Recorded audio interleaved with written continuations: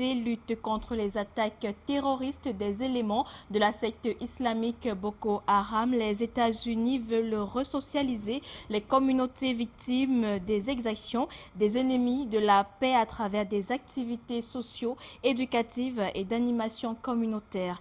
Les populations de Mokolo et de plusieurs autres localités de la région de l'extrême nord au Cameroun ont oublié un tant soit peu la terreur qu'elles subissent au quotidien. On en parle dans cet élément que nous signent Jean-Germain Yetna et Kazimi Banti. Des maisons incendiées, des véhicules et motos calcinés, des vivres vandalisés, le bétail emporté, plusieurs morts sur le carreau et des Camerounais et Camerounaises de la région de l'extrême nord fondus en larmes.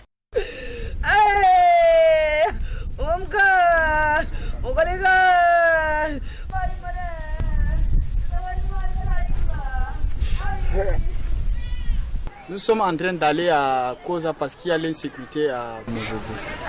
Face à l'extrême violence et aux exactions terroristes des éléments de la secte islamiste de Boko Haram, elles sont nombreuses, les familles contraintes d'abandonner leur domicile pour se trouver refuge ailleurs. Une situation sécuritaire qui prévaut particulièrement dans les zones frontalières avec le Nigeria voisin, notamment dans les départements du Logon-Nechari, du Mayo-Tanaga et du Mayo-Sava, qui contribuent au renforcement de la vulnérabilité socio-économique des couches sociales les plus défavorisées, singulièrement les adolescentes.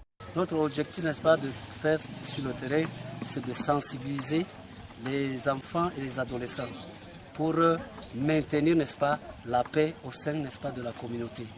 À travers, n'est-ce pas, ces sensibilisations, on a eu, n'est-ce pas, des réductions, n'est-ce pas, de mariage précoce ou bien forcé. On peut faire la sensibilisation à ce qui concerne le mariage forcé, précoce, tout ça.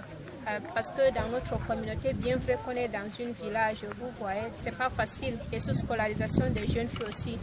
Bon, on constate que les jeunes filles sont moins scolarisées dans notre village, dans nos deux différentes villages. Pour voler au secours de ces communautés terrorisées au quotidien, le Fonds des Nations Unies pour la population et son partenaire Plan International Cameroun ont mis sur pied, et ce, depuis mars 2020, le projet Jeunesse et Stabilisation pour la paix et la sécurité dans la région de l'extrême nord.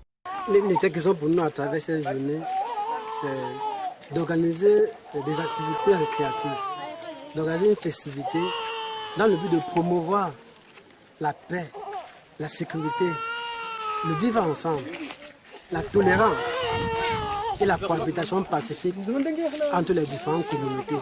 À travers des sketchs, poèmes, ballets, karaoké, jeux et attractions diverses, les jeunes des localités de Mokolo, Gawar, Gadala et autres Goraï-Sirak ont oublié un tant soit peu la précarité ambiante et la terreur imposée par Boko Haram. Bon, on a mené des activités, des différents poèmes, danses traditionnelles, des sketchs, tout ça.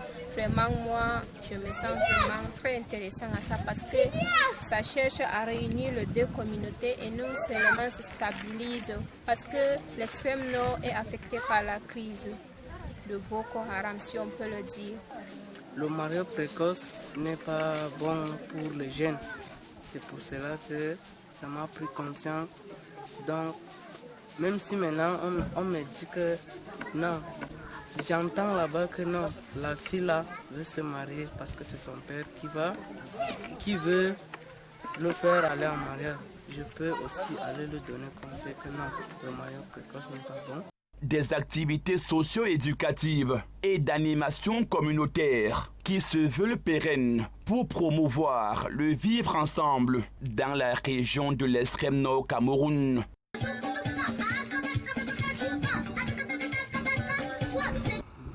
Après cet élément